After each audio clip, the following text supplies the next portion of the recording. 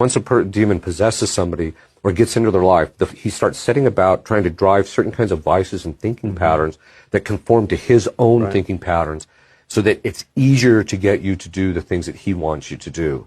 What happens is in relationship to when people get into a negative pattern of thinking, is that it starts replicating that exact same negative pattern that they have. Because as I mentioned, all the demons in hell are focused on everything. They don't have a positive thought in hell. And so all you're doing is you're becoming like that. And so just becoming like that, setting up or opening up the door to that psychological compatibility is just going to attract them, and they're going to start driving that to gain greater control and influence over you. The same is even true in virtue and vice. So the body begins to adjust itself to be able to sustain higher levels of virtue or even more levels of disorder. And so what happens is, St. Thomas says, when we act in accord with our bodily disposition, so if we've committed a lot of vices, then when we act in accordance with that vice, we get a pleasure out of it.